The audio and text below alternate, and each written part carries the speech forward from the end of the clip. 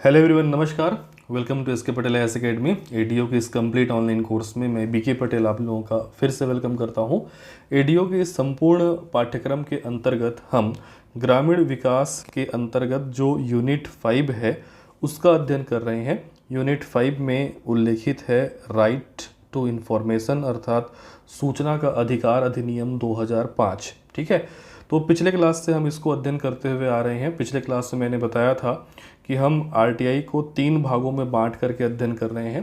पूर्ववर्ती क्लासेस में हमने सूचना के अधिकार के इतिहास को समझा, 2005 में जो संवैधानिक प्रयास हुआ, कब ये लोकसभा में पारित हुआ, कब ये राज्यसभा में पारित हुआ, राष्ट्रपति की अनुमति कब प्राप्त हुई, भारत में कब से लागू है, इन तथ्यों का हमने अध्ययन किया।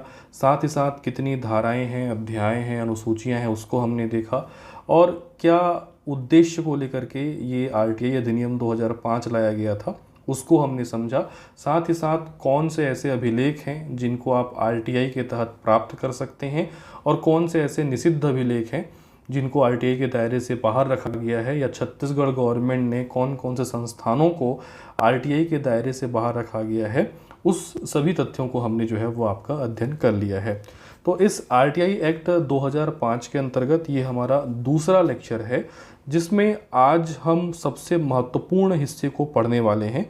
आज की क्लास सबसे ज़्यादा महत्वपूर्ण है जिसमें हम आरटीआई फाइल करने के तरीके को देखेंगे। हाउ टू फाइल आरटीआई, कैसे आरटीआई का आवेदन किया जाता है, इसके लिए क्या प्रक्रिया है, किस धारा के तहत किया जाता है, अनुरोधों का या एप्लीकेशन का निपटारा जो है, जो जन सूचना अधिकारी या लोक सूचना अधिकारी होते हैं, कितने दिनों में कितने घंटों में करते हैं, इसके लिए क्या नियम वगैरह हैं। आपका शुल्क के बारे में हम अध्ययन करने वाले हैं कि क्या आवेदन करते समय, अपील करते समय कितना शुल्क दिया जाता है, कोई जानकारी प्राप्त करने के लिए क्या शुल्क है। साथ ही साथ यदि आपको तय समय में जन सूचना अधिकारी अपीलकर्ता को, आवेदनकर्ता को जानकारी नहीं देता है तो कितने स्तर पर, कितनी बार, कितने दिनों में अपील की जा सकती है, इससे भी कई बार प्रश्न पूछा गया है, उसको हम देखेंगे। और अंतिम में धारा 20 के तहत एक महत्वपूर्ण प्रावधान आज हम पढ़ने वाले हैं जो कि है यदि आप सूचना नहीं देते हैं, गलत सूचना देते हैं, तय समय में सूचना नहीं देते हैं तो संबंधित जन सूचना अधिकारी के ऊपर क्या शास्ति, क्या दंड का प्रावधान है, इन सभी को हम डिटेल में समझने वाले हैं।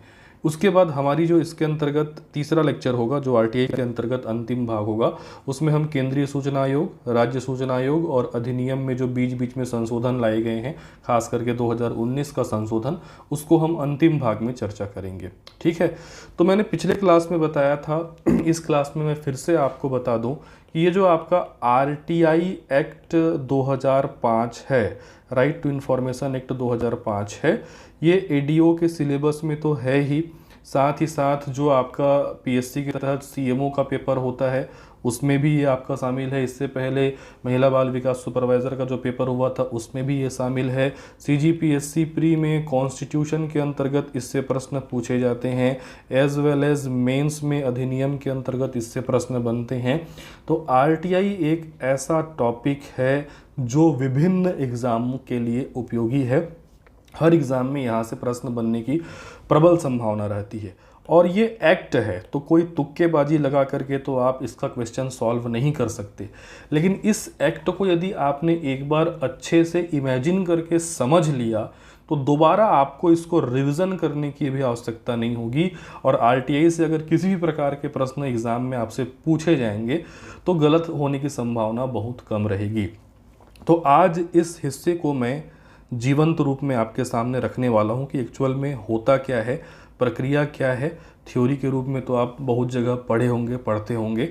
साथ ही साथ पूरी की पूरी प्रक्रिया को समझने के बाद हम इसको अंतिम में हमारे नोट्स से थ्योरी के रूप में रिवीजन भी कर लेंगे, जिसको आप पीडीएफ के रूप में पढ़ते हैं, ताकि एक दो बार रिवीजन करने के बाद ये आपके दिमाग में अच्छे से बैठ जाए। तो चलिए बात करते हैं how to file RTI. RTI आवेदन करने का तरीका क्या है। ठीक है, तो देखिए सबसे पहले तो आप याद रखिए आरटीआई आवेदन करने के तरीके के बारे में उल्लेख किस धारा में मिलता है। तो मैं धारा से ही शुरुआत कर रहा हूँ, धारा 5। ठीक है, अब देखिए मैंने यहाँ पे अलग अलग चित्र बनाए हैं। ये चित्र मैंने इसलिए बनाया हुआ है ताकि आप थोड़ा सा उसको इमेजिन कर पाओ। बहुत सारे छात्र ऐसे हैं जो नौकरी करते हुए भी तैयारी कर रहे हैं, जो छोटे पदों पे हैं, बड़े पदों पे जाना चाहते हैं, उच्च पदों पे, तो उन्होंने जो है प्रत्यक्ष रूप से इस सूचना के अधिकार की प्रक्रिया को देखा है, तो उनके लिए समझना जो है वो थोड़ा सा आसान हो जाता है। और जो पूर्णतः प्राइवेट सेक्टर में काम करते हैं, चूँकि पूर्णतः निजी क्षेत्र आरटीआई के दायरे में नहीं आते, तो उनको आरटीआई के बारे में उतनी जानकारी नहीं होती है। अब ये आरटीआई आपके सिलेबस में क्यों है? क्योंकि आप जो है व्यापम के थ्रू या पीएससी के थ्रू एक अधिकारी के पद पे चयनित हो रहे हैं। तो वर्तमान में जितने भी आपके सरकारी कार्यालय हैं जो शासन के द्वारा वित्त पोषित हैं या शासन के द्वारा नियंत्रित हैं, उनमें लगभग सभी जगह जो है सूचना का अधिकार अधिनियम लागू है। कल के दिन में सेलेक्ट होकर के आपको इस अधिनियम के अधीन कार्य करना है। इस अधिनियम के जो भी आपके धाराएं हैं उसका अनुपालन करना है। इसके लिए लगभग हर एग्ज़ाम में सिलेबस में इसको जो है वो आपका शामिल किया जाता है। यहाँ मैंने एक ऑफिस बनाया हुआ है, ये जो है इसको आप एक ऑफिस मान लीजिए, ठीक है। अब देखो, ऑफिस को सूचना के अधिकार के शब्दावली में मैं कहूँ तो ये एक लोक प्राधिकरण है बेटा। लोक प्राधिकरण, इंग्लिश में इसको पब्लिक अथॉरिटी भी कहा जाता है। एकदम सामान्य भाषा में अगर मैं बोल दूं तो यह एक सरकारी कार्यालय मान के चलो। हालांकि अधिनियम में ऐसा वर्ड यूज़ नहीं किया गया है। अधिनियम में लोक प्राधिकरण या पब्लिक अथॉरिटी वर्ड यूज़ करता है। उसका मतलब क्या है बेटा? सरकारी ऑफिस, ऐसा मान लीजिए।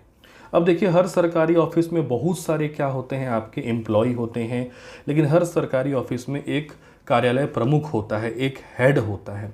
तो लगभग हर सरकारी ऑफिस में जो उस ऑफिस का प्रमुख होता है, जो उस कार्यालय का प्रमुख होता है, वही उस आपका कार्यालय का क्या होता है? जन सूचना अधिकारी। वो उस कार्यालय का क्या होता है? जन सूचना अधिकारी। जन के जगह लोक वर्ड भी यूज़ करते हैं। आप लोक सूचना अधिकारी कहिए या जन सूचना अधिकारी कहिए, एक ही बात है, ठीक है। हालांकि इस लोक सूचना अधिकारी या जन सूचना अधिकारी की सहायता के लिए सहायक जन सूचना अधिकारी भी होते हैं, लेकिन वो रिस्पॉन्सिबल नहीं होते, तो मैं उनके लिए भी बात नहीं कर रहा हूँ, ठीक है। तो हर ऑफिस में एक क्या होता है, हर सरकारी कार्यालय में या लोक प्राधिकरण में एक क्या होता है? जन सूचना अधिकारी होता है, लोक सूचना अधिकारी होता है। शॉर्ट में इसको PIO कहते हैं बेटा। PIO मतलब होता है आपका पब्लिक इंफॉर्मेशन ऑफिसर, जन सूचना अधिकारी या लोक सूचना अधिकारी, ठीक है। उदाहरण के लिए मान लीजिए ग्राम पंचायत है, तो ग्राम पंचायत का सचिव ग्राम पंचायत का क्या होता है? जन सूचना अधिकारी या लोक सूचना अधिकारी होता है। जनपद पंचायत है तो जनपद पंचायत में जो CEO होता है, मुख्य कार्यपालन अधिकारी जनपद पंचायत, वो जनपद पंचायत का जन सूचना अधिकारी होता है। जिला पंचायत में जिला पंचायत का CO जन सूचना अधिकारी होता है। जो आपका विकास खंड शिक्षा ऑफिस होता है, मतलब जो BO ऑफिस होता है, उसमें BO आपका जन सूचना अधिकारी होता है। तो हर ऑफिस में जो कार्यालय प्रमुख होता है वो वहाँ का जन सूचना अधिकारी होता है, जो RTI एक्ट 2005 के तहत, सूचना के अधिकार अधिनियम 2005 के तहत उसके पास उपलब्ध जानकारी को देने के लिए क्या है, आपका बाध्य है। उस अधिनियम के तहत जो भी जानकारी उसके पास उपलब्ध है। मैंने कल के क्लास में आपको समझाया था, यहाँ पे एक बार और रिमाइंड कर दे रहा हूँ। कोई भी कार्यालय का जो जन सूचना अधिकारी होता है वो उन्हीं सूचनाओं को देने के लिए बाध्य है जो उसके पास उपलब्ध है, और जिस रूप में उपलब्ध है उसी रूप में वो देने के लिए बाध्य है। वो सूचना बनाएगा नहीं, सूचना सृजित नहीं करेगा, सूचना की व्याख्या नहीं करेगा, आपके प्रश्नात्मक सवालों का जवाब नहीं देगा, आपके काल्पनिक प्रश्नों का जवाब नहीं देगा। इसका काम है ऑफिस में उपलब्ध सूचना को उसी रूप में उपलब्ध कराना। किसको उपलब्ध कराना?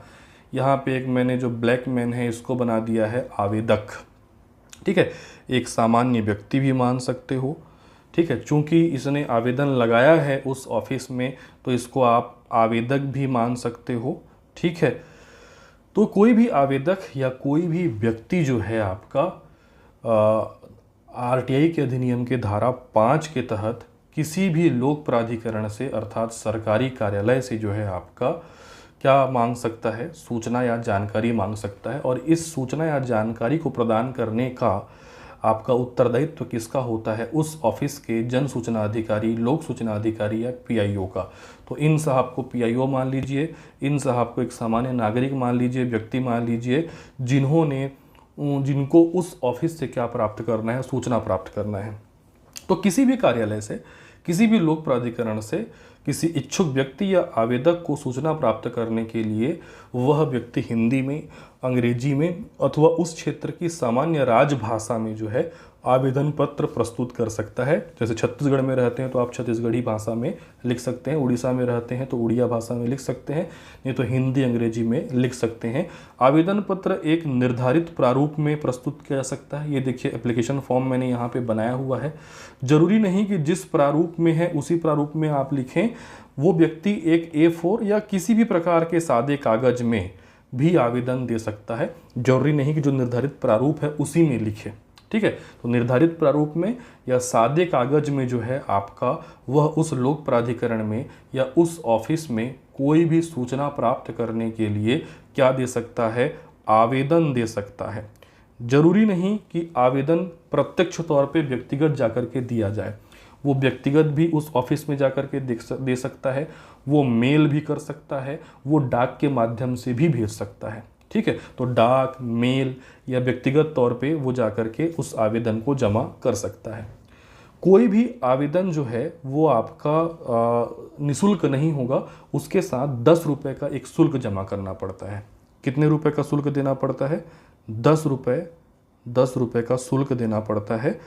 वो चाहे तो नगद दे सकता है, नगद अगर देगा तो वहाँ ऑफिस से उसको रसीद मिलेगा, पावती प्राप्त होगी, या अगर वो चाहे तो वहाँ पे स्टाम्प जो है लगा सकता है, नॉन जुडिशियल जो स्टाम्प होता है 10 रुपये का स्टाम्प लगा सकता है, या फिर पोस्टल ऑर्डर जो है वो आपका दे सकता है। तो किसी भी के through, postal order, non judicial stamp के थ्रू या 10 रुपये नगद रूप में भी जो है वो वहाँ पे जमा कर सकता है। हाँ, ये रहेगा कि नगद रूप में जमा करेगा तो ऑफिस से उसको क्या मिलेगा, रसीद मिलेगा या आपका पावती मिलेगा, ठीक है।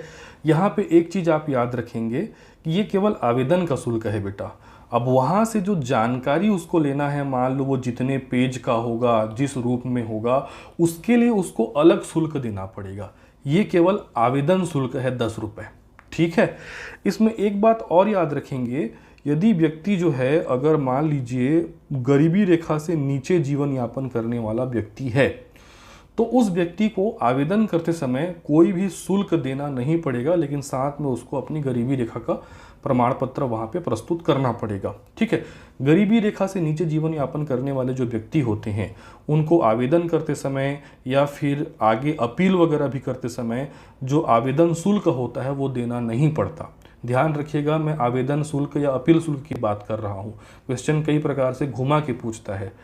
गरीबी रेखा से नीचे जीवन यापन करने वालों को आवेदन या अपील जो प्रस्तुत करते हैं ना, उसी में छूट है, लेकिन जो जानकारी वहाँ से आप मांगोगे, जितने भी पेज वगैरह का रहेगा, उसके लिए गरीबी रेखा से नीचे जीवन यापन करने वाले व्यक्ति को भी शुल्क देना पड़ेगा।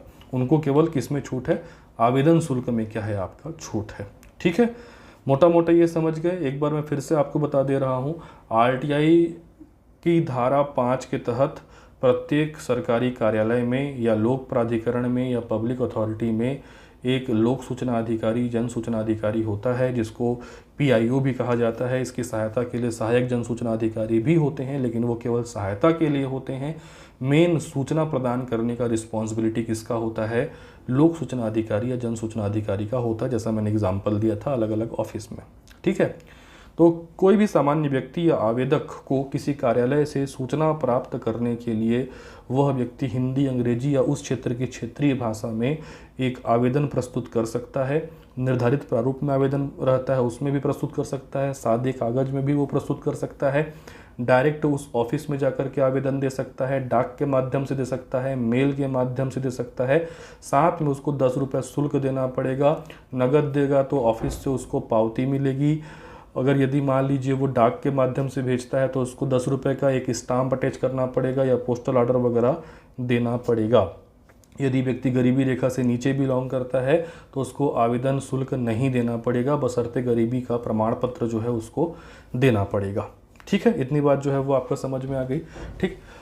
अब इसमें आगे की प्रक्रिया अपन देखते हैं कि ये आवेदन जो है वो पहुंच गया किसके पास, इस कार्यालय में या फिर इस लोक सूचना अधिकारी या जन सूचना अधिकारी के पास। तो अब बात आती है कि इस आवेदन का, इस अनुरोध का निराकरण किस प्रकार से होता है, इस अनुरोध का निपटारा किस प्रकार से होता है, ठीक है। तो सीधा इसमें धारा से मैं फिर से शुरुआत करता हूँ कि जो आपका आरटीआई है उसमें जो आपका धारा 7 है, इस धारा 7 में जो आपके आवेदन प्राप्त होते हैं उनके निराकरण के बारे में उल्लेख है, उन अनुरोधों के निपटारे के बारे में उल्लेख है कि कैसे उसका निपटारा करना है। ठीक है, तो यदि ये जो आपका आवेदन है वो इस लोक सूचना अधिकारी के पास पहुंच गया, मैं इसके टेबल पे यहाँ पे जाकर के इसको रख देता हूँ, तो जिस तारीख को उस जन सूचना अधिकारी के पास वो आवेदन पहुंचता है उसके 30 दिन के भीतर जन सूचना अधिकारी के द्वारा, उस ऑफिस के लोक सूचना अधिकारी के द्वारा उस आवेदन का निराकरण किया जाएगा, या चाहिए गई जो जानकारी है वो उपलब्ध कराई जाएगी, या जानकारी उनके पास उपलब्ध नहीं है तो भी वो आवेदक को सूचित करेंगे। ठीक है तो 30 दिन के भीतर देंगे, नहीं है तो तब भी सूचित करेंगे किसको, इस संबंधित व्यक्ति को, कि ये जो आपका सूचना है वो हमारे कार्यालय में उपलब्ध नहीं है। अगर मान लीजिए वो सूचना उनके कार्यालय से संबंधित न होकर किसी और के कार्यालय से है, देखिए नीचे में मैंने छोटा सा एक और ऑफिस बनाया है यहाँ पे, तो वो क्या करेगा, जो जन सूचना अधिकारी होगा, जिस तारीख को वो आवेदन उसको प्राप्त होता है उसके 5 दिन के भीतर धारा 6(3) के तहत उसको संबंधित दूसरे लोक सूचना अधिकारी को, जन सूचना अधिकारी को ट्रांसफर कर देगा। ठीक है, और इसकी सूचना वो किसको देगा, इस जो आपका अपीलार्थी है, जो आवेदक है, जो व्यक्ति है, उसको देगा। आई बात समझ में। इसमें आप धारा को भी याद रखिए कि धारा 7 में इन अनुरोधों के निपटारों का जो है वर्णन मिलता है। आवेदन जब आपका लोक सूचना अधिकारी या जन सूचना अधिकारी को प्राप्त होता है तो उसके कितने दिन के भीतर आपका निराकरण करना है, तो 30 दिन के भीतर जो है आवेदक जो भी जानकारी मांगा है, उदाहरण के लिए मान लीजिए पेमेंट वगैरह की जानकारी मांगा है, या ऑफिस में कितने स्टाफ हैं, इस प्रकार से जानकारी वगैरह मांग दिया, तो 30 दिनों के भीतर उस व्यक्ति को वो जानकारी प्रदान करना है। यदि वो जानकारी उनके कार्यालय में संधारित नहीं है, उपलब्ध नहीं है, तो वो भी सूचना के माध्यम से उनको बताना है कि यहाँ पे वो उपलब्ध नहीं है। साथ ही साथ मान लीजिए वो आवेदन इनके कार्यालय से संबंधित नहीं है, जो सूचना मांगी गई है वो इनके कार्यालय से संबंधित नहीं है, किसी और जन सूचना अधिकारी के कार्यालय से संबंधित है, तो वो आवेदन को प्राप्त करेंगे और आवेदन प्राप्ति के 5 दिन के भीतर वो ट्रांसफ़र कर देंगे किसको, दूसरे लोक प्राधिकरण को, दूसरे जन सूचना अधिकारी को, और इस प्रकार से जो उन्होंने ट्रांसफ़र किया है इसकी सूचना भी वो किसको देंगे, आवेदक को देंगे। ठीक है, इसमें धारा एग्जाम में आपको पूछ सकता है कि यदि मांगी गई सूचना उस प्राधिकरण से संबंधित न होकर किसी दूसरे प्राधिकरण से संबंधित है तो आवेदन को किस धारा के तहत ट्रांसफ़र किया जाता है, आवेदन को किस धारा के तहत अंतरित किया जाता है, तो धारा 6(3) मतलब धारा 6 की उपधारा 3। ठीक है, ये क्वेश्चन कई बार अलग अलग एग्जाम में रिपीट करके पूछे गए हैं, आप इसको अच्छे से समझ लीजिए। आवेदन का निराकरण किस प्रकार से होगा, तो आवेदन पत्र प्राप्ति के 30 दिन के भीतर लोक सूचना अधिकारी आवेदन का निराकरण करेगा। जानकारी उपलब्ध है तो आवेदक उसको जिस रूप में चाहता है उस रूप में उसको क्या करेगा, उपलब्ध कराएगा। कितने दिन के भीतर, 30 दिन के भीतर। नहीं है तो उसकी सूचना भी संबंधित आवेदक को उपलब्ध कराएगा। यदि चाहिए गई सूचना इस लोक प्राधिकरण से संबंधित न होकर किसी दूसरे ऑफिस से संबंधित है, मान लो कि एक आवेदक जो है वो जनपद पंचायत में क्या लगाया, आपका आरटीआई लगाया, और ये जो जनपद पंचायत में आरटीआई लगाया गया ये मान लीजिए आपका शिक्षा विभाग से संबंधित था, तो जो जनपद का सीओ होगा, जो अर्थात वहाँ का लोक सूचना अधिकारी है, वो धारा 6(3) के तहत 5 दिनों के भीतर इस आवेदन को ट्रांसफ़र कर देगा किसके पास, बीईओ ऑफिस के पास, ब्लॉक एजुकेशन ऑफिस के पास। ठीक है, जो आपका विकासखंड शिक्षा अधिकारी का कार्यालय रहता है उसके पास अंतरित कर देगा, क्योंकि वो जो आपका विषय था वो उससे संबंधित नहीं था। लेकिन ये जो अंतरित किया धारा 6(3) के तहत, इसकी सूचना किसको देगा, आवेदक को देगा। ठीक है, लेकिन याद रखेंगे 5 दिन के भीतर उसको क्या करना है, ट्रांसफ़र करना है, यदि उसके कार्यालय से वो संबंधित नहीं है। ठीक है, तो ये हो गई एक सामान्य जो है आपका जानकारी कि आवेदन का निराकरण जो है वो आपका किस प्रकार से किया जाता है। ठीक, तो अभी तक मैंने जितनी भी बातें आपको बताई कि किस प्रकार से आवेदन पत्र प्रस्तुत करना है, किस प्रकार से निराकरण करना है, उसको एक बार हम अपने नोट्स से समझ लेते हैं। उसके बाद आगे बढ़ेंगे और देखेंगे कि आरटीआई में जो भी जानकारी जो है आपका ली जाती है, जो भी जानकारी आप कार्यालय से लेंगे, उसके लिए क्या क्या शुल्क है, कितने कितने रुपए देना पड़ता है। ठीक है, उसके बाद हम आगे बढ़ेंगे और हम ये देखेंगे कि यदि जो है तय समय पर 30 दिनों में आपको जानकारी नहीं मिल पाती या चाहिए गई जानकारी से आप संतुष्ट नहीं हैं, तो अपील की प्रक्रिया किस प्रकार से है, इसको भी मैं इमेज के माध्यम से आपको इमेजिन करवा के समझाऊंगा। ठीक है, तो इसमें पहले हम एक बार रिवाइज कर लेते हैं इसको।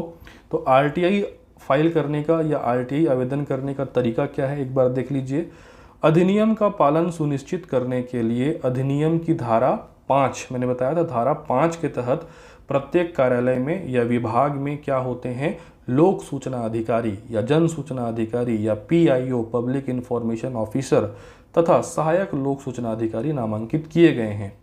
किसी भी कार्यालय से सूचना प्राप्त करने के लिए इच्छुक व्यक्ति अर्थात जो आवेदक होता है वो अंग्रेजी, हिंदी अथवा उस क्षेत्र की राजभाषा में डाक द्वारा, स्वयं या ईमेल द्वारा संबंधित जन सूचना अधिकारी को सूचना के लिए आवेदन करता है। कोई भी सूचना निःशुल्क प्राप्त नहीं होती है। इसके लिए आवेदनकर्ता को निर्धारित प्रारूप पर आवेदन करना होगा तथा उसके साथ 10 रुपये शुल्क जमा करना होगा। आवेदन पूर्ण विवरण के साथ सादे कागज पर भी प्रस्तुत किया जा सकता है। आवेदन स्वयं प्रस्तुत किया जा सकता है अथवा डाक से भी भेजा जा सकता है। डाक से भेजने की स्थिति में आवेदन के साथ 10 रुपये का नॉन जुडिशियल स्टाम्प या पोस्टल ऑर्डर वगैरह संलग्न करना पड़ता है। नकद जमा करेंगे तो पावती उसकी आपको दी जाएगी।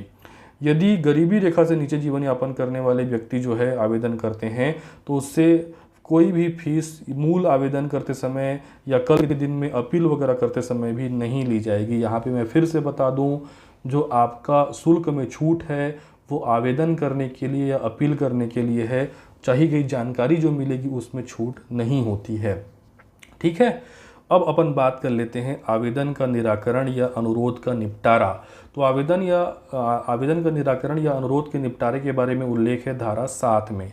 धारा 7 की जो उपधारा 1 है, ठीक है, जो भी धारा का उल्लेख मैं यहाँ कर रहा हूँ और जो भी धारा मैंने पिछले क्लास में आपको बताया था जहाँ पे मार्किंग करके, वो सभी धाराएं महत्वपूर्ण हैं। ठीक है, तो अधिनियम की धारा 7 की उपधारा 1 के अधीन शुल्क जमा करने के दिनांक से 30 दिन के भीतर, मतलब जिस तारीख को पीआईओ को आवेदन प्राप्त होता है उसके 30 दिन के भीतर लोक सूचना अधिकारी द्वारा आवेदन का निराकरण किया जाएगा। ये डेट याद रखेंगे, 30 दिन के भीतर आवेदन का निराकरण किया जाएगा। चाहिए गई सूचना उसको उपलब्ध कराई जाएगी अथवा उपलब्ध नहीं करा पाने का कारण भी उसको सूचित किया जाएगा। अगर नहीं है तो कारण सहित उसको रिप्लाई करना है। यदि मांगी गई जानकारी का संबंध किसी व्यक्ति के जीवन या स्वतंत्रता से संबंधित है तो वहां अनुरोध करने के 48 घंटों के भीतर जानकारी उपलब्ध कराया जाएगा। डबल स्टार यहाँ पे लगा रहा हूँ बेटा, ये बहुत ही महत्वपूर्ण है, रिपीटेड क्वेश्चन पूछा जा चुका है। सामान्य अगर जानकारी है तो 30 दिनों के भीतर उसको उपलब्ध कराना है, लेकिन अगर किसी व्यक्ति के जीवन मरण स्वतंत्रता से संबंधित है तो उसको 48 घंटे के भीतर वो चाहिए गई जानकारी उपलब्ध कराना है। ठीक है, जहां कोई आवेदक किसी लोक प्राधिकारी को ऐसी सूचना के लिए अनुरोध करता है जो किसी अन्य लोक प्राधिकारी द्वारा धारित है, वही चीज़ जो मैंने बताया था कि अगर मान लीजिए ये आवेदक जो है आवेदन करता है इस लोक सूचना अधिकारी को, लेकिन वो सूचना किसी दूसरे लोक प्राधिकरण से अर्थात दूसरे ऑफिस से संबंधित है, तो आरटीआई की धारा 6(3) के तहत 5 दिन के भीतर वो उस दूसरे लोक प्राधिकरण को क्या कर देगा, अंतरित कर देगा। और इस अंतरण की सूचना किसको देगा, उस आवेदक को देगा, मतलब ट्रांसफ़र कर देता है वो उसको।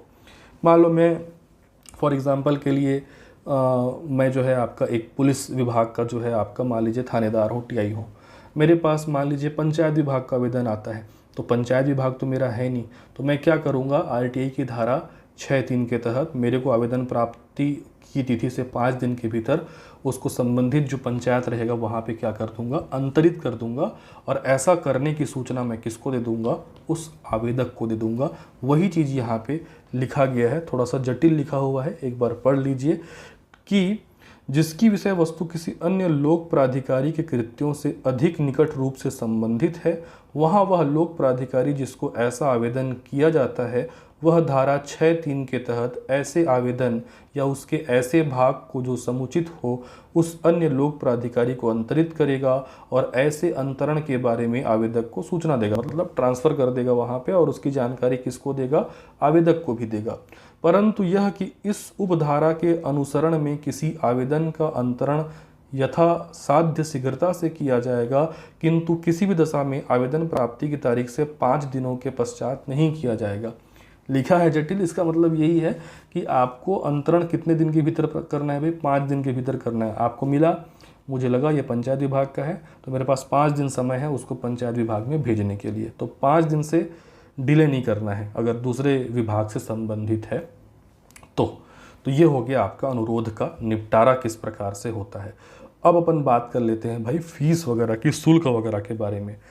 तो अगर कोई अपीलार्थी, कोई आवेदक जो है, मान लीजिए कहीं पे आवेदन करता है तो वो उस समय तो 10 रुपये शुल्क देता है। गरीबी रेखा से नीचे जीवन यापन कर रहा है तो उसको शुल्क देना नहीं पड़ता है, ठीक है। लेकिन अगर कोई जानकारी उसको चाहिए, मान लीजिए वो आवेदन किया कि आपके 2020-21 वित्तीय वर्ष में फलाने मद में कितना कितना खर्च जो है आपका किया गया है, और वो जानकारी मान लीजिए 100 पेज का है, तो वो 100 पेज उस आवेदनकर्ता को मुफ्त में उपलब्ध तो नहीं कराया जाएगा। मान लीजिए कोई जानकारी सीडी के रूप में उपलब्ध है तो फ्री में सीडी तो उसको नहीं दी जाएगी, ठीक है। तो इसके लिए कुछ शुल्क निर्धारित किए गए हैं, ठीक है। लेकिन ये जो है हर राज्य में थोड़े से अलग अलग हैं, जरूरी नहीं कि पूरे भारत भर में ये शुल्क में एक रूपता हो। छत्तीसगढ़ में क्या है उसको अपन बात कर लेते हैं। तो तैयार किए गए या प्रतिलिपि के प्रत्येक A4 या A3 आकार के कागज़ के लिए 2 रुपये। नॉर्मली जो हम कागज़ यूज़ करते हैं वो क्या रहता है? A4 रहता है। A3 थोड़ा सा और बड़ा रहता है। तो A3 या A4 साइज के कागज़ में यदि उसको फ़ोटोकॉपी चाहिए तो पर पेज उसको कितना देना पड़ेगा? 2 रुपये जो है आपका देना पड़ेगा, ठीक है। मान लीजिए 50 पेज होते हैं तो 50 पेज मतलब 2 रुपये के हिसाब से वो जो आवेदक है वो पहले 100 रुपये जमा करेगा, उसके बाद उसको जन सूचना अधिकारी वो संबंधित सूचना देगा, ठीक है। मतलब क्या होता है कि देखिए यहाँ पे जो आपका आवेदन करता है वो आवेदन करता है। अब मान लीजिए ये मान लो आपका जो सूचना मांगा वो, जैसे उदाहरण के लिए मान लो मैंने बताया 100 पेज, 50 पेज तो 100 पेज मान लो, 100 पेज का है, तो ये यहाँ पे इसको रिप्लाई करेगा कि आपके द्वारा मांगी गई सूचना 100 पेज में है उपलब्ध है, तो 2 रुपये प्रति पेज के हिसाब से आप 200 रुपये जो है क्या कर दें? जमा कर दें। उसके बाद आपको ये जानकारी जो है भेज दी जाएगी, आप या फिर आप ऑफिस से आके कलेक्ट कर सकते हैं। आई बात समझ में? ठीक है। तो जितना उसका शुल्क होगा उसको देना पड़ेगा। अब मान लीजिए इस आवेदक को लगता है कि नहीं मैं 200 रुपये देने में सक्षम नहीं हूँ, तो वो क्या करेगा? फिर से आवेदन कर सकता है कि मुझे उस अभिलेख का, उस जो भी दस्तावेज है उसका निरीक्षण की सुविधा दी जाए या उसके अवलोकन की सुविधा दी जाए। मतलब एक निश्चित समय में जो ऑफिस समय रहता है उसमें वो व्यक्ति आकर के उस अभिलेख को पढ़ सकता है, ठीक है। और मान लीजिए 100 पेज का अभिलेख है, 100 पेज को पढ़ा वो, उसमें लगा कि मेरे को इसमें से 10 पेज जो है वो वही जानकारी मेरे लेने लायक है, तो वो फिर से आवेदन करेगा कि मैंने आपका अभिलेख का अवलोकन कर लिया है, इसमें से फलाने पेज से ढिकाने पेज तक ये 10 पेज की जानकारी मेरे को दीजिए, और 10 पेज का जो है 10 दूने कितना 20 रुपये जमा करके वो ले सकता है। मतलब ये है कि यदि आप हार्ड कॉपी के रूप में A3 A4 साइज में लेते हैं फोटो कॉपी, तो 2 रुपये पर पेज के हिसाब से देना पड़ेगा, ठीक है। अगर बड़े आकार का कागज़ है, कई बार बड़े बड़े ड्राइंग रहते हैं, बड़े आकार के कागज़ रहते हैं, तो उस समय जो मार्केट रेट होगा, जो भी मूल्य लागत होगा नमूना या मॉडल के आधार पे जितना बड़ा होगा उसके आधार पे रेट देना पड़ेगा संबंधित आवेदक को। साथ ही अगर आप अभिलेखों का निरीक्षण करना चाहते हैं, वही जो मैंने आपको एग्जाम्पल दिया कि आवेदक जो है वो उतना पैसा देने में समर्थ नहीं है, तो वो सोच रहा है कि मैं जाकर के पहले उस दस्तावेज को देख लूँ, ठीक है। अगर देखने से ही काम बन जाएगा तो फिर हार्ड कॉपी लेने की ज़रूरत क्या है। और लगता है कि उस 100 पेज में मेरे को 2 पेज ही काम का है या 10 पेज का ही काम का है, तो उतने का पैसा दे करके वो ले सकता है। तो अभिलेखों के निरीक्षण के लिए भी शुल्क लगता है। तो इसमें नियम ये है कि अभिलेखों के निरीक्षण या अवलोकन के लिए पहले घंटे के लिए कोई शुल्क नहीं लगता। मतलब शुरू 1 घंटा जो रहता है वो फ्री रहता है, उसके पश्चात प्रत्येक घंटे के लिए 5 रुपये शुल्क रखता है। कई राज्यों में ये 50 रुपये भी कर दिया गया है बढ़ा के। ठीक है, तो इसको याद रखेंगे। अगर जो सूचना है वो सीडी के रूप में या फ्लॉपी के रूप में उपलब्ध है, तो फ्लॉपी का तो अब ज़माना नहीं रहा, सीडी जो है एक बार चलता है, पेन ड्राइव वगैरह चल रहा है। तो सीडी या फ्लॉपी के रूप में सूचना उपलब्ध कराने के लिए 50 रुपये प्रति सीडी या प्रति फ्लॉपी जो है वो चार्ज किया जाएगा। अगर वो बोलता है कि मुझे सीडी में दो करके, या फिर वो जो सूचना है वो सॉफ्ट कॉपी में अवेलेबल है तो वो सीडी में चाहता है, तो 50 रुपये पर सीडी या पर फ्लॉपी उससे चार्ज किया जाएगा। और मान लीजिए प्रिंट करा करके मेरे को दो बोलता है, ठीक है, प्रिंट करा करके दो, जो भी सॉफ्ट कॉपी मटेरियल है, तो वो पब्लिकेशन के लिए, उसके प्रकाशन के लिए जो भी मार्केट का रेट है, नियम कीमत है, वो उसके ऊपर आरोपित करके उसको वो सूचना जो है वो प्रदान किया जाएगा। ठीक है, तो ये शुल्क में A3 A4 साइज के लिए 2 रुपये है। बड़े आकार के कागज होते हैं तो मार्केट रेट जो रहेगा वो लिया जाएगा। पहले घंटे के लिए शुल्क जो है वो फ्री है निरीक्षण के लिए, फिर हर घंटे के लिए 5 रुपये है। सीडी फ्लॉपी के रूप में लेना चाहता है तो पर सीडी पर फ्लॉपी 50 रुपये देना पड़ेगा। और मान लीजिए आपका प्रिंट करा के वो लेना चाहता है तो जो कीमत उस समय जो प्रचलित रहेगी वो जो है आपका उससे वसूली जाएगी। ठीक है, इतनी बातें समझ में आ गई। अब हम आगे बढ़ते हैं और फिर से मैं इन आवेदक के पास लेकर के आपको जाता हूँ। इसमें याद रखेंगे ये हमारे आवेदक हैं, ये हमारे भाई जन सूचना अधिकारी हैं। मान लीजिए ये जो आपके आवेदक हैं इनका नाम हम मान लेते हैं कि इनका नाम जो है आपका ए नाम के आवेदक हैं। तो इन्होंने जो है आपका आवेदन लगाया था इस ऑफिस में, और इस ऑफिस में इनको जो है 30 दिन के भीतर जानकारी प्रदान कर दिया गया। ठीक है, लेकिन ये जो हमारे आवेदक है इस जानकारी से क्या है, असंतुष्ट हैं, या फिर वो ये कह रहे हैं कि मेरे को गलत जानकारी दी गई है, या फिर वो ये कह रहे हैं कि मेरे को 30 दिन अवधि गुजर जाने के बाद जानकारी दी गई है, या फिर वो कह रहे हैं कि मेरे को जानकारी प्रदान ही नहीं की गई है। तब ऐसे में वो आवेदक क्या करे, तो आवेदक के पास अब रास्ता आता है क्या करने का, अपील करने का। तो आवेदक जो है अपील किस स्थिति में कर सकता है, आवेदक उस जानकारी से असंतुष्ट होने पर भी अपील कर सकता है, गलत जानकारी उसको लगता है तब भी वो कर सकता है, अगर अवधि गुजर जाने के बाद 30 दिन के बाद उसको दिया जा रहा है तब भी वो अपील कर सकता है। ठीक है, या फिर उसको जानकारी दी ही नहीं गई, 30 दिन गुजर गया और उसको जानकारी दी ही नहीं गई, तब भी वो क्या कर सकता है, अपील कर सकता है। ठीक है, अब बात आ जाती है कि अपील की प्रक्रिया क्या है। तो अब हम समझते हैं अपील। शुरुआत में कर रहा हूँ डायरेक्ट धारा से, सीधा आपको पूछेगा कि अपील के बारे में उल्लेख किस धारा में मिलता है। तो आरटीआई की धारा जो आपका 19 है उसमें अपील के बारे में जो है वो आपका जानकारी मिलती है। ठीक है, मैं आपको बता दूं कि आरटीआई के अंतर्गत जो आवेदक होता है, ठीक है, इस आवेदक को 2 बार अपील करने का अधिकार दिया गया है, 2 बार अपील करने की सुविधा है। अब कैसे 2 बार अपील करेंगे आप समझेंगे। ठीक है, अब देखिए इस बार इस व्यक्ति को हम इस कंडीशन में सोचिए, उदाहरण के लिए कि इसको तय अवधि में जो है अपना सूचना नहीं मिल पाया, तो अब इसको क्या करना है, अपील करना है। या ये भी इमेजिन कर सकते हैं कि वो गलत सूचना मिला, या अपने आप को इमेजिन कर लीजिए कि आप आवेदक हैं, आपने कहीं पे आरटीआई लगाया और आपको जो सूचना मिला है आप उससे सेटिस्फाई नहीं हैं, या आपको 30 दिन गुजरने के बाद सूचना मिला है, या उस जन सूचना अधिकारी ने आपको सूचना दिया ही नहीं है या गलत सूचना दिया है, तब आप क्या करेंगे, अपील करेंगे। ठीक है, तो देखिए अपील 2 बार होता है। ठीक, ये मैं बना देता हूँ 3 अधिकारी यहाँ पे आपको दिखाई दे रहे हैं, ये एक अधिकारी, ये एक अधिकारी, ये एक अधिकारी।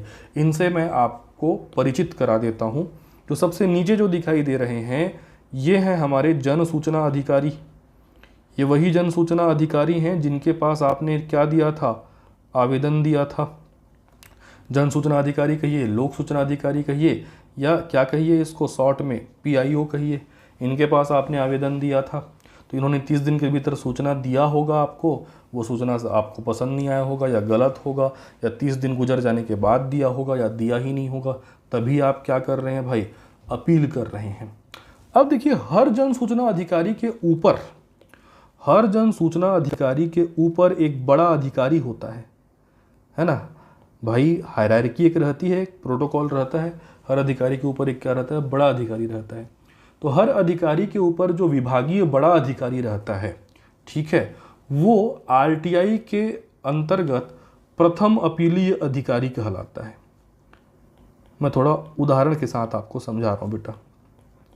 उदाहरण के लिए मान लीजिए आपका एक उदाहरण दे रहा हूँ। ये मान लीजिए जनपद का, मान लीजिए ग्राम पंचायत, ये ग्राम पंचायत का कार्यालय है। तो ग्राम पंचायत का जो जन सूचना अधिकारी होगा वो कौन होता है, ग्राम पंचायत का सचिव। इस ग्राम पंचायत सचिव के ऊपर, ग्राम पंचायत के ऊपर क्या रहता है भाई, जनपद पंचायत। और जनपद पंचायत में कौन रहता है, सीईओ, मुख्य कार्यपालन अधिकारी। ठीक है, तो यदि आपने ग्राम पंचायत सचिव के पास कोई जानकारी के लिए आवेदन लगाया था और उसका निराकरण सही समय पर नहीं हो पाया, तो आप प्रथम अपील किसके पास प्रस्तुत करेंगे, उसके ऊपर के अधिकारी अर्थात जनपद पंचायत सीईओ के पास।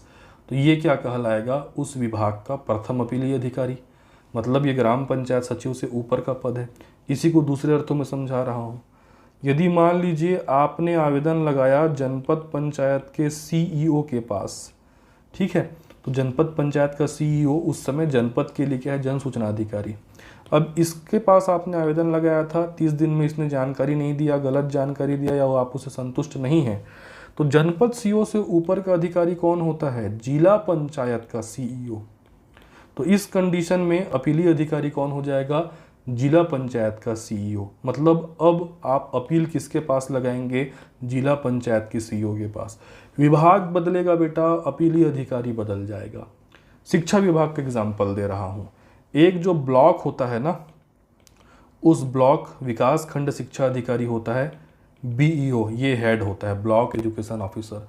तो आपने ब्लॉक ऑफिस में, आपका ब्लॉक एजुकेशन ऑफिस में कोई सूचना प्राप्त करने के लिए आवेदन लगाया, तो आपको 30 दिन के भीतर नहीं मिला, या मिला तो आप संतुष्ट नहीं हुए, तो आप बताओ मेरे को, अपील किसके पास लगाओगे। इसके ऊपर क्या रहेगा, जिला स्तर का जो जिला शिक्षा अधिकारी होता है, क्या कहलाता है वो, डीईओ, डिस्ट्रिक्ट एजुकेशन ऑफिसर। तो ये बीओ के ऊपर क्या हो जाएगा, ये प्रथम अपीलीय अधिकारी। तो हर विभाग में जो हायरार्की रहती है, एक अधिकारी के ऊपर जो उससे जस्ट ऊपर वाला बड़ा अधिकारी रहता है, वो आरटीआई में, ठीक है, आवेदनकर्ताओं के लिए क्या होता है, प्रथम अपीलीय अधिकारी होता है। तो प्रथम अपील उसके पास लगाया जाता है। तो हर विभाग में प्रथम अपीलीय अधिकारी अलग अलग होता है बेटा, ठीक है। हर विभाग में हायरार्की के अनुसार प्रथम अपीलीय अधिकारी जो है वो बदल जाएगा। लेकिन जो द्वितीय अपीलीय अधिकारी होता है, द्वितीय अपीलीय अधिकारी वो फिक्स है। द्वितीय अपीलीय अधिकारी क्यों फिक्स है, अगर मामला केंद्र सरकार का है या फिर केंद्र से जुड़े हुए मुद्दे हैं, तो द्वितीय अपीलीय अधिकारी होगा केंद्रीय सूचना आयोग, केंद्रीय सूचना आयोग।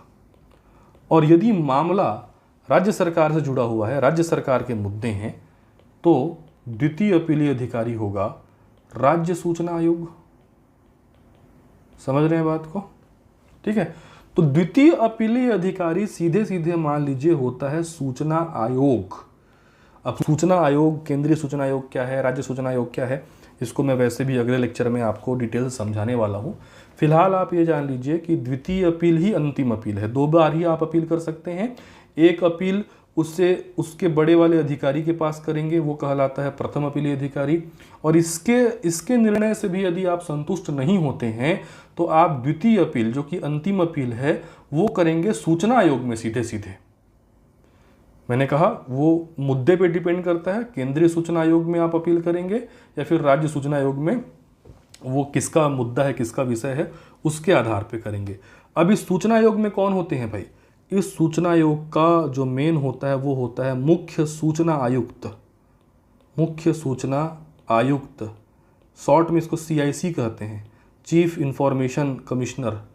और इसकी आपका सहायता के लिए अन्य क्या होते हैं, सूचना आयुक्त होते हैं।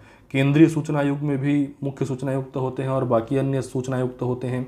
वैसे हर राज्य के राज्य सूचना आयोग में राज्य मुख्य सूचना आयुक्त होते हैं और अन्य सूचना आयुक्त होते हैं। तो मैंने कहा सूचना आयुक्तों के बारे में हम अगले क्लास में चर्चा करेंगे। फिलहाल आप यहाँ पे अपील की प्रक्रिया समझिए। ठीक है, अब हम यहाँ पे अपील जो है आपका देखते हैं। पहले हम प्रथम अपील की प्रक्रिया देखेंगे, फिर द्वितीय अपील की प्रक्रिया देखेंगे। तो एक आवेदक कितनी बार अपील कर सकता है? अधिकतम 2 बार अपील कर सकता है। प्रथम अपील प्रथम अपीलीय अधिकारी के पास और द्वितीय अपील सूचना आयोग में होती है, चाहे वो केंद्रीय सूचना आयोग हो, चाहे वो आपका राज्य सूचना आयोग हो। तो द्वितीय अपील किसके पास की जाएगी, मैं यहाँ पे स्पष्ट कर दे रहा हूँ, सूचना आयोग में या फिर केंद्रीय सूचना आयोग या राज्य सूचना आयोग में। अब देखिए ये क्यों जो है आपका अपील करेगा, क्योंकि पहले इसने, चलो बनाते चलते हैं, आवेदन दिया जन सूचना अधिकारी के पास। जन सूचना अधिकारी ने हो सकता है 30 दिन में उसको सूचना नहीं दिया होगा, तब भी अपील करेगा। उस सूचना से संतुष्ट नहीं है तब भी अपील करेगा। आपका 30 दिन के या अवधि गुजर जाने के बाद सूचना मिला है तब वो अपील कर सकता है, ठीक है। या उसको गलत सूचना दी गई हो या सूचना नहीं दी गई हो, किसी भी प्रकार से उसको अपील करने का क्या है भाई, आपका अधिकार है। तो अपील किया जाएगा किसको? प्रथम अपीलीय अधिकारी को। जो उसका विभागीय बड़ा अधिकारी होता है वही होता है प्रथम अपीलीय अधिकारी, ठीक है।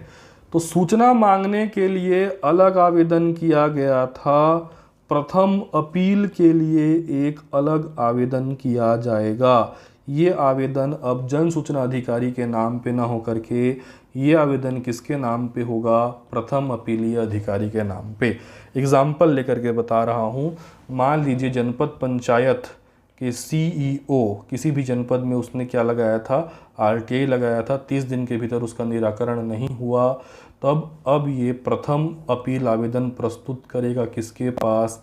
जो जिला पंचायत का सीईओ रहेगा वो क्या कहलाएगा? इसमें प्रथम अपीलीय अधिकारी प्रथम अपील सुनेगा, इसका बड़ा अधिकारी जो विभागीय अधिकारी रहता है इसके पास ये आवेदन लगाएगा। लेकिन इसमें भी समय सीमा है, ठीक है। समय सीमा क्या है कि यदि अपीलार्थी को तय समय में सूचना नहीं मिल पाती है या वो इस जन सूचना अधिकारी द्वारा दिए गए सूचना से संतुष्ट नहीं है, तो जिस तारीख को इसको सूचना मिलती है इसके द्वारा जिस तारीख को उसकी सूचना मिलती है, ठीक है, उसके 30 दिन के भीतर, उसके कितने दिन के भीतर?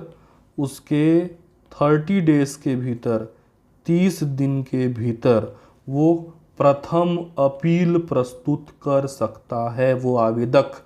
ये आवेदक है ना, पहले ये क्या है आपका? आवेदक। तो जब तक ये पहली बार आवेदन कर रहा था ना तब तक हम इसको आवेदक बोलते थे। अब ये अपील कर रहा है तो इसका एक और नाम हो जाता है अपीलार्थी। अपीलार्थी वर्ड यूज करते हैं। तो अब ये क्या करता है कि उसको सूचना मिलने के, जिस तारीख को उससे जन सूचना अधिकारी से उसको सूचना मिली, उसके 30 दिन के भीतर वो प्रथम अपीलीय अधिकारी के पास प्रथम अपील प्रस्तुत करता है, एक नया आवेदन, अपील वाला आवेदन के साथ। सादे कागज पर भी दिया जा सकता है और एक निर्धारित प्रोफार्मा होता है उसमें भी दिया जा सकता है। जब ये पहला आवेदन किया था बेटा, कितने रुपए शुल्क था? 10 रुपए शुल्क था, आपको याद होगा, ठीक है। लेकिन अगर प्रथम अपील करोगे तो 50 रुपए शुल्क है।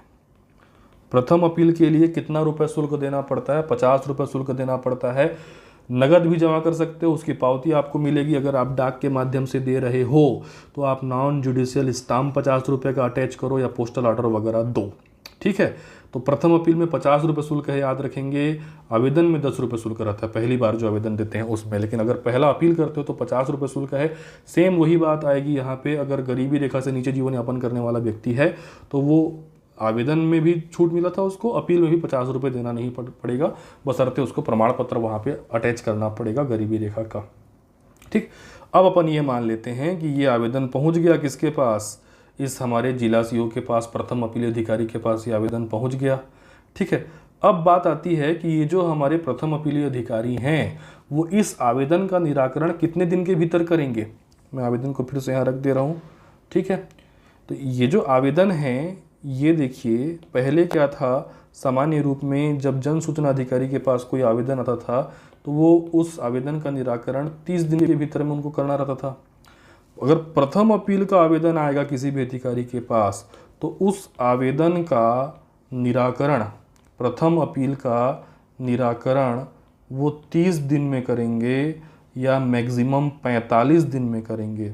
दो ऑप्शन है इनके पास। मिनिमम इनको 30 दिन में निपटाना ही है उस अपील को, लेकिन चूंकि ये अधिकारी रहते हैं, बहुत सारे इनके पास काम रहते हैं, कामों में उलझे हुए रहते हैं, तो अधिकतम जो ये समय ले सकते हैं 15 दिन और ले सकते हैं। मतलब 30 में 15 दिन और जोड़ दोगे तो 45 दिन, ठीक है। मतलब आपका उसमें, लेकिन अगर एक्सटेंड करते हैं 30 दिन से ज़्यादा करते हैं, 15 दिन और समय लेते हैं, तो उस समय ये जो प्रथम अपीलीय अधिकारी है ना, उसको कारण बताना पड़ता है कि मैंने इस कारण से थोड़ा सा 15 दिन का और समय लिया या 30 दिन से थोड़ा सा समय आगे बढ़ गया, ठीक है। तो अनुरोध का जो निपटारा है प्रथम अपील का, वो 30 दिन में या अधिकतम कारण सहित कितने दिन में उनको निपटारा करना रहता है आपका, 45 दिन में निपटारा जो है आपका करना रहता है, ठीक है। तो ये जो हमारे प्रथम अपीलीय अधिकारी हैं, इन्होंने अपना जो है अपील सुना दिया है ना। प्रथम अपील जो है आपका तिथि आई और अपील जो है सुना दिया इस अपीलार्थी को।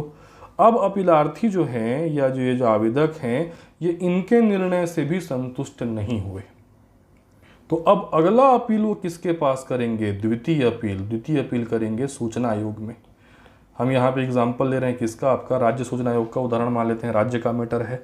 तो अब अपीलार्थी जो है सेकेंड अपील किसके पास करेगा, राज्य सूचना आयोग के पास। तो चलिए हम इसको अब सेकेंड अपील करवाते हैं, यहाँ ले जाते हैं। ये देखिए, अब ये द्वितीय अपील करेगा किसके पास, सूचना आयोग के पास। कितने दिन के भीतर, ठीक है। द्वितीय अपील जो है वो प्रथम अपील जिस दिन सुनाया गया, जिस दिन निर्णय दिया गया, उसके 90 दिन के भीतर, कितने दिन के भीतर, 90 दिन के भीतर वो करेगा किसके पास, सूचना आयोग के पास, राज्य सूचना आयोग या केंद्रीय सूचना आयोग के पास। और द्वितीय अपील के लिए भी अलग से एक आवेदन उसको लिखना पड़ेगा। निर्धारित प्रोफार्मा में लिख सकता है, सादे कागज में आवेदन दे सकता है। और द्वितीय अपील के लिए जब आवेदन देगा तो उस समय शुल्क कितना रुपए रहेगा, उस समय शुल्क 100 रुपये रहेगा। नगद जमा कर सकता है या फिर नॉन जुडिशियल स्टाम्प वगैरह अटैच कर सकता है। खाली आवेदन जब शुरू बार दिया था बेटा, आवेदन दिया था 10 रुपये शुल्क, पहले अपील के लिए 50 रुपये शुल्क, दूसरे अपील या फिर जो अंतिम अपील है उसके लिए 100 रुपये शुल्क। पहला आवेदन दिया, उसको जानकारी मिलना है, जन सूचना अधिकारी को निराकरण करना है 30 दिन में। संतुष्ट नहीं होता है, प्रथम अपील प्रस्तुत करता है प्रथम अपीलीय अधिकारी के पास, कितने दिन के भीतर, 30 दिन के भीतर जानकारी प्राप्त होने के। ये जो प्रथम अपीलीय अधिकारी होगा, इसको आवेदन जिस तारीख को मिलेगा उसके 30 दिन के भीतर या मैक्सिमम 45 दिन के भीतर ये इसका निराकरण करेगा। जब ये प्रथम अपीलीय अधिकारी के निर्णय से भी संतुष्ट नहीं हो पाता है, तो जिस दिन निराकरण होता है प्रथम अपील का, उसके 90 दिन के भीतर ये अपील कर सकता है द्वितीय अपील किसके पास, सूचना आयोग। राज्य सूचना आयोग भी हो सकता है, केंद्रीय सूचना आयोग हो सकता है, मैटर के ऊपर डिपेंड करता है, ठीक है। तो प्रथम अपील में 50 रुपये शुल्क देना पड़ता है, द्वितीय अपील में 100 रुपये शुल्क देना पड़ता है। प्रथम अपील 30 दिनों के भीतर याद रखेंगे, द्वितीय अपील 90 दिनों के भीतर याद रखेंगे। कई बार एग्जाम में क्वेश्चन ये आपका पूछा गया है। अब यहाँ पे एक क्वेश्चन आता है कि क्या ये अपीलार्थी 30 दिन गुजर जाने के बाद भी प्रथम अपील कर सकता है, या क्या ये अपीलार्थी 90 दिन गुजर जाने के बाद भी द्वितीय अपील कर सकता है। तो हाँ, कर सकता है। पर्याप्त कारण प्रस्तुत करते हुए अपीलार्थी 30 दिन गुजरने के बाद भी प्रथम अपील कर सकता है। उसी प्रकार से पर्याप्त कारणों को दर्शाते हुए वो 90 दिन गुजर जाने के बाद भी द्वितीय अपील कर सकता है, और प्रथम अपीलीय अधिकारी या सूचना आयोग उसके अपील को ग्रहण करेगी। इस चीज़ को आप याद रखना। लेकिन ये जो है, इनके लिए जो है अवधि फिक्स है, 30 दिन के भीतर इसको सूचना देना रहता है। प्रथम अपील का निराकरण इसको 30 दिन या अधिकतम 45 दिन में करना पड़ता है। और राज्य सूचना आयोग के बारे में बता दे रहा हूं मैं, या सूचना आयोग के बारे में बता दे रहा हूं, सूचना आयोग को जिस तारीख को ये द्वितीय अपील प्राप्त होता है, सूचना आयोग को भी उस आवेदन का निराकरण 30 दिन के भीतर करना पड़ता है, ठीक है। 30 दिन के भीतर उसको क्या करना रहेगा, आपका निराकरण करना रहेगा। तो इनके लिए जो आपका टाइम लिमिट है ना, वो फिक्स है। लेकिन इनके लिए क्या है, 30 दिन के बाद भी अब प्रथम अपील कर सकते हैं, 90 दिन के बाद भी द्वितीय अपील कर सकते हैं, लेकिन एक स्पष्ट पुख्ता कारण उनको बताना पड़ता है। तो ये हो गया अपील की प्रक्रिया, ठीक है। एक बार इस अपील की प्रक्रिया को मैं जो है हमारे नोट्स से समझा देता हूँ, रिवीजन कर देता हूँ, फिर उसके बाद ये आपको अच्छे से दिमाग में बैठ जाएगा। चलिए देख लेते हैं कि अपील जो है वो आपका किस प्रकार से किया जाता है। तो अपील का उल्लेख है धारा 19 में, ध्यान से सुनते जाइएगा। यदि लोक सूचना अधिकारी निर्धारित समय में सूचना प्रदान न करे तो सूचना के अधिकार अधिनियम 2005 के अंतर्गत सक्षम प्राधिकारी, मतलब जो भी प्राधिकारी सक्षम है इसके लिए, उसके समक्ष 2 बार अपील किया जा सकता है। कितनी बार? 2 बार। एक बार हम देखेंगे प्रथम अपील किस प्रकार से किया जाएगा, फिर हम देखेंगे द्वितीय अपील किस प्रकार से किया जाएगा। प्रथम अपील की बात करें तो देखिए, प्रथम अपील के लिए याद रखना है कि यदि अपीलार्थी को विनिर्दिष्ट समय सीमा के भीतर, अर्थात वही 30 दिन के भीतर सूचना प्राप्त नहीं होती है अथवा लोक सूचना अधिकारी के वो विनिश्चय से या उसने जो सूचना दिया है उससे वो संतुष्ट नहीं है, तो 30 दिन के भीतर 50 रुपये के शुल्क के साथ अपीलीय प्राधिकारी को प्रथम अपील की जा सकती है। प्रथम अपील 30 दिन के कितना रुपये शुल्क? 50 रुपये शुल्क। अपील का शुल्क नकदी में जमा किया जा सकता है अथवा अपील के ज्ञापन के साथ नॉन जुडिशियल स्टाम्प संलग्न किए जा सकते हैं। यदि पर्याप्त कारण हो, इसी लाइन को मैं अभी भी बताया हूँ आपको, यदि पर्याप्त कारण हो तथा अपीलीय अधिकारी का समाधान हो जाए तो 30 दिन के बाद भी अपील ग्राह्य की जा सकेगी और प्रथम अपील विभागीय अधिकारी द्वारा सुनी जा सकेगी।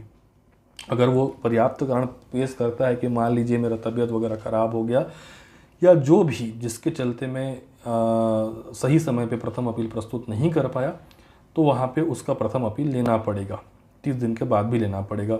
ठीक है। अपील का निराकरण अपील प्राप्त किए जाने से 30 दिन के भीतर और अधिकतम 45 दिन के भीतर किया जाएगा। वो जो हमारा प्रथम अपीलीय अधिकारी होगा, ये जो हमारे साहब होंगे, ये अपील का निराकरण अधिकतम 30 दिन और मैक्सिमम कितने दिन के भीतर करेंगे? 45 दिन के भीतर किया जाएगा। द्वितीय अपील की बात करें, द्वितीय अपील 100 रुपये शुल्क के साथ 90 दिन के भीतर किसको किया जाएगा? राज्य सूचना आयोग। यहाँ मैंने राज्य सूचना आयोग लिखा हुआ है क्योंकि हम उसी को आधार मान करके चल रहे हैं। राज्य सूचना आयोग पर्याप्त कारणों से देरी की गई अपील को भी ग्रहण कर सकता है, मतलब 90 दिन से ऊपर के बाद भी अपील करता है अपीलार्थी कारण बताते हुए, तब भी वो एक्सेप्ट कर लेगा जो सूचना आयोग रहेगा वो। ठीक है। राज्य सूचना आयोग लोक सूचना अधिकारी या अपीलार्थी को युक्तियुक्त सुनवाई का अवसर देगा। मतलब देखो, राज्य सूचना आयोग में कैसे उपस्थित होंगे भाई? ये राज्य सूचना आयोग में अपील हो गया तो राज्य सूचना आयोग में एक पक्ष कौन रहेगा? अपीलार्थी रहेगा, और दूसरा पक्ष कौन रहेगा? जन सूचना अधिकारी रहेगा। ठीक है। ये दोनों पेशी में जाएंगे किसके? राज्य सूचना आयोग के। ये देखिए, हमेशा एक पक्ष में अपीलार्थी रहेगा और चाहे वो प्रथम अपील की सुनवाई हो चाहे द्वितीय अपील की सुनवाई हो, ये किसके वर्सेस रहेगा? अपीलार्थी वर्सेस ये जन सूचना अधिकारी जिसको पहली बार इसने आवेदन प्रस्तुत किया था। इन्हीं दोनों के बीच में मैटर रहता है ना, इन दोनों के बीच का जो मुद्दा रहता है उसका अपील एक बार प्रथम अपील अधिकारी सुनता है, फिर अंतिम में बोल सकते हो कौन सुनता है? आपका ये सूचना आयोग सुनता है। ठीक है। तो अपीलार्थी वर्सेस क्या रहता है? जन सूचना अधिकारी। दोनों अपना अपना पक्ष रखते हैं। ये बोलेगा मेरे को सही समय में सूचना नहीं दिया, ये बोलेगा जो सूचना मांगा था वो हमारे कार्यालय में अवेलेबल नहीं था, वगैरह वगैरह। ठीक है। तो राज्य सूचना आयोग जो है वो लोक सूचना अधिकारी जो रहेगा, जो भी जन सूचना अधिकारी रहेगा, कार्यालय का जो प्रमुख है, और अपीलार्थी दोनों को सुनवाई का अवसर प्रदान करने के पश्चात अपील प्रस्तुत होने के दिनांक से 30 दिन के भीतर क्या करेगा? अपील का निराकरण करेगा। अपील प्रस्तुत होने के 30 दिन के भीतर। और राज्य सूचना आयोग का निर्णय अंतिम होगा, क्योंकि उससे ऊपर का कोई अपीलीय तो है नहीं, बस 2 बार अपील का प्रावधान किया गया है। और छत्तीसगढ़ शासन के निर्णय अनुसार अपील में एडवोकेट का, वकील का सहायता लिया जा सकता है, अधिवक्ता का, क्योंकि ये होता ही है कैसे, जैसा कोर्ट के जैसा होता है मामला। भाई यहाँ पे देखो सूचना आयोग रहता है, राज्य सूचना आयोग। ठीक है।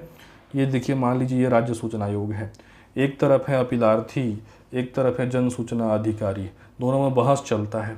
तो अपीलार्थी भी अपना एक वकील रख सकता है, एडवोकेट रख सकता है, और ये जो जन सूचना अधिकारी हैं ये भी अपना वकील वहाँ पे रख सकता है। मतलब इनके पक्ष को ये वकील जो है वो आपका प्रस्तुत करेगा। ऐसी सुविधा दी गई है क्योंकि थोड़ा सा न्यायालयीन प्रक्रिया टाइप का ये हो जाता है। तो ये हो गया आपका अपील की प्रक्रिया। ठीक है। अब इसके बाद हम आज के क्लास के अंतिम चरण में पहुंचते हैं कि कोई जन सूचना अधिकारी मान लीजिए तय समय में सूचना नहीं देता है, गलत सूचना देता है, भ्रामक जानकारी देता है, तो उसके ऊपर क्या कार्यवाही का उल्लेख किया गया है हमारे आरटीआई एक्ट 2005 में। इसके लिए क्या शास्ति या क्या दंड है। दंड के लिए अधिनियम में जो वर्ड यूज होता है वो क्या होता है, शास्ति या दंड। ठीक है, तो देखिए आरटीआई एक्ट के अंतर्गत जो शास्ति या दंड या कार्यवाही है उसका उल्लेख किया गया है धारा 20 में। डायरेक्ट धारा पूछेगा बेटा। अपील का उल्लेख धारा 19 में है और शास्ति या दंड का उल्लेख धारा 20 में है। तो देखिए धारा 20 में दो उपधारा बहुत ही महत्वपूर्ण हैं जिनसे डायरेक्ट क्वेश्चन आपका बनेगा। कौन कौन से दो उपधाराओं से क्वेश्चन बनेगा, तो धारा 20 की उपधारा 1 और धारा 20 की उपधारा 2। इसको पढ़ते हैं धारा 20(1) और धारा 20(2), मतलब ये धारा 20 की ही उपधाराएं हैं। ठीक है, तो ये दोनों महत्वपूर्ण हैं, दोनों को आप थोड़ा सा समझ लीजिए। बात करते हैं कि ये धारा 20(1) क्या है, इसमें किस प्रकार की कार्यवाही होती है। तो यदि कोई भी जन सूचना अधिकारी, कोई भी पीआईओ, कोई भी लोक सूचना अधिकारी आवेदन पत्र लेने से इनकार करता है, ये भी तो होता है ना कि किसी ने आरटीआई का आवेदन पत्र दिया, आवेदन पत्र ही नहीं लिया।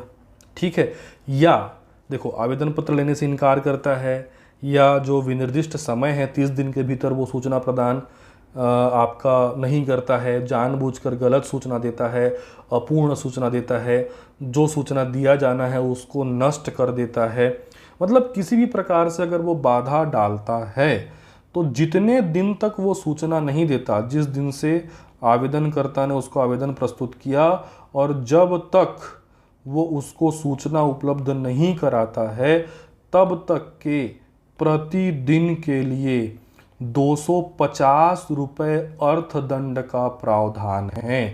प्रतिदिन के हिसाब से कितना फाइन लगेगा उसको, 250 रुपये, 250 रुपये फाइन लगेगा। ठीक है, लेकिन ये फाइन जो है वो 25,000 रुपये से अधिक नहीं होगा। मतलब ऐसा नहीं है कि 250 करते करते मान लो 2 साल से 3 साल से 4 साल से मान लो उसको सूचना नहीं मिल पाया, तो ऐसा नहीं कि लाखों में फाइन लग जाएगा। मैक्सिमम जो अर्थदंड है ना वो कितना है, 25,000 रुपये, और पर डे के हिसाब से कितना लगता है, 250 रुपये। ठीक है, तो प्रत्येक दिन के लिए जब तक आवेदन प्राप्त किया गया है या सूचना नहीं दी जाती तब तक के लिए 250 रुपये की शास्ति अधिरोपित करेगा। ठीक है, और अधिकतम जो है वो 25,000 रुपये से ज़्यादा जो है वो अर्थदंड उस जन सूचना अधिकारी या लोक सूचना अधिकारी से नहीं वसूला जाएगा। चित्र के माध्यम से समझा रहा हूँ। जैसे ये हमारे जन सूचना अधिकारी हैं, इन्होंने सूचना नहीं दिया, आवेदन पत्र लेने से इनकार किया, भ्रामक सूचना दिया, गलत जानकारी दी, सूचना को नष्ट कर दिया, और मान लीजिए प्रथम अपील और द्वितीय अपील के बाद द्वितीय अपील में जो है सूचना आयोग को पता चलता है कि इन्होंने ऐसा कृत्य किया है इस जन सूचना अधिकारी ने, तो प्रत्येक दिन जब तक आपका आवेदन जिस दिन लगा था आवेदक का और अभी तक जितना भी दिन हो गया है उसके लिए पर डे के हिसाब से इसको कितने रुपए का फाइन देना पड़ेगा, 250 रुपये। इसकी सैलरी से ये कटता है 250 रुपये। लेकिन मैक्सिमम जो होगा चाहे कितना भी दिन हो जाए, मतलब मैक्सिमम 25,000 रुपये से ऊपर का दंड इसके ऊपर नहीं लगेगा। ठीक है, ये है धारा 20(1) में इसका उल्लेख मिलता है अर्थदंड के बारे में। नेक्स्ट है धारा 20(2). धारा 20(2) एक प्रकार का क्या है, अनुशासनात्मक कार्यवाही। अनुशासनात्मक कार्यवाही। अब अनुशासनात्मक कार्यवाही का मतलब क्या है भाई, कोई भी जो आपका जन सूचना अधिकारी है वो एक क्या है, वो एक सिविल सर्वेंट है। ठीक है, चाहे पीएससी सेलेक्ट हुआ हो चाहे व्यापम सेलेक्ट हुआ हो, वो एक क्या है आपका सिविल सर्वेंट है, सरकारी सेवक है। उसके ऊपर क्या होते हैं, उच्चाधिकारी होते हैं। तो राज्य सूचना आयोग कई बार जन सूचना अधिकारी लोग यदि आरटीआई के जो आपके अधिनियम हैं उसको गंभीरता से नहीं लेते हैं और त्वरित कार्यवाही नहीं करते हैं, सही समय में कार्यवाही नहीं करते हैं, तो उनके ऊपर धारा 20(1) के तहत अर्थदंड की कार्यवाही होती ही होती है। साथ ही साथ धारा 20(2) की भी कार्यवाही होती है। या कई बार यदि वो पूर्णतः दोषी नहीं होते हैं, ठीक है, पूर्णतः उनका जो है आपका दोष नहीं होता है जन सूचना अधिकारियों का, तो उनके ऊपर अर्थदंड आरोपित न करके केवल अनुशासनात्मक कार्यवाही भी की जाती है। धारा 20(2) की कार्यवाही भी की जाती है। अब धारा 20(2) की कार्यवाही, अनुशासनात्मक कार्यवाही कहने का मतलब हो सकता है उसका प्रमोशन रोक देना, इंक्रीमेंट रोक देना, सो कॉज नोटिस वगैरह जारी करना, इस प्रकार की कार्यवाही जो है उनके ऊपर की जाती है। तो ये है आपका शास्ति जो है उल्लेखित है धारा 20 में। 20(1) में जो है वो अर्थदंड है, 20(2) में अनुशासनात्मक कार्यवाही है। थ्योरी में क्या लिखा है अधिनियम में, उसको एक बार पढ़ा देता हूँ ताकि अगर थोड़ा जटिल शब्दावली से प्रश्न बने तो वो भी आपसे बन जाए। बात कर लेते हैं, देखिए शास्ति या फिर आपका दंड। तो देखिए धारा 20(1) है और धारा 20(2) है। शास्तीय दंड के बारे में उल्लेख है धारा 20 में। 20(1) और 20(2) थोड़ा याद रखना है, थोड़ा सा ये जटिल लैंग्वेज है, मैंने आपको सरल शब्दों में बताया, फिर भी एक बार पढ़ लीजिए ताकि एक बार दिमाग में आपके बैठ जाए। धारा 20(1) कहता है, यदि कोई सूचना अधिकारी बिना किसी युक्ति युक्त कारण के आवेदन पत्र लेने से इनकार करता है या विनिर्दिष्ट समय के भीतर सूचना नहीं देता है या सद्भाव पूर्वक सूचना देने के लिए इनकार किया है या जानबूझकर गलत अपूर्ण सूचना देता है या उस सूचना को नष्ट कर दिया है जो अनुरोध का विषय था या किसी भी रीति से सूचना देने में बाधा डालता है, तो वह ऐसे प्रत्येक दिन के लिए जब तक आवेदन प्राप्त किया जाता है या सूचना दी जाती है 250 रुपये की शास्ति अधिरोपित करेगा, तथापि ऐसी शास्ति की कुल रकम 25,000 रुपये से अधिक नहीं होगी। धारा 20(2) वही है अनुशासनात्मक कार्यवाही, जहां किसी शिकायत या अपील का विनिश्चय करते समय यथास्थिति केंद्रीय सूचना आयोग या राज्य सूचना आयोग की यह राय है कि यथास्थिति केंद्रीय सूचना अधिकारी या राज्य सूचना अधिकारी मतलब लोक सूचना अधिकारी किसी युक्तियुक्त कारण के बिना और लगातार सूचना के लिए कोई आवेदन प्राप्त करने में असफल रहा है या उसने विनिर्दिष्ट समय के भीतर सूचना नहीं दी है या असद्भाव पूर्वक सूचना के लिए अनुरोध से इनकार किया है, जानबूझकर गलत अपूर्ण या भ्रामक सूचना दी है या ऐसी सूचना को नष्ट कर दिया है जो अनुरोध का विषय था या किसी भी रीति सूचना देने में बाधा डाली है, वहाँ ऐसे केंद्रीय लोक सूचना अधिकारी या राज्य लोक सूचना अधिकारी के विरुद्ध लागू जो भी सेवा नियम होते हैं, सिविल सेवा नियम, उसके अधीन अनुशासनिक कार्यवाही के लिए सिफारिश करेगा। मतलब वही कोई भी शोकास नोटिस जारी हो सकता है उसके विरुद्ध, इंक्रीमेंट रोका जा सकता है, वेतन कटौती वगैरह हो सकती है, प्रमोशन मतलब रोका जा सकता है वगैरह वगैरह, परिवीक्षा अवधि बढ़ा दी जाएगी, इस प्रकार की कार्यवाही जो है वो आपका की जाती है। ठीक है, तो इस प्रकार आज की क्लास में हमने आरटीआई के भाग 2 के तहत आरटीआई आवेदन के तरीक़ों को समझा, निराकरण को समझा, शुल्क को समझा, अपील प्रक्रिया और शास्ति दंड के बारे में हमने पढ़ा। जो हमारा नेक्स्ट लेक्चर होगा उसमें हम बेसिकली सूचना आयोग के बारे में बात करेंगे, केंद्रीय सूचना आयोग के बारे में बात करेंगे, राज्य सूचना आयोग के बारे में अध्ययन करेंगे, क्या इनका स्ट्रक्चर होता है, नियुक्ति, योग्यता, शपथ, पात्रता वगैरह क्या होती है, इन सभी से प्रश्न बनता है, इनको हम देखेंगे। और जो आरटीआई 2005 में संशोधन हुए हैं उसके बारे में भी अगले क्लास में हम चर्चा करने वाले हैं। तो आज के क्लास में इतना ही, मिलते हैं अगले लेक्चर में, तब तक के लिए धन्यवाद, थैंक यू।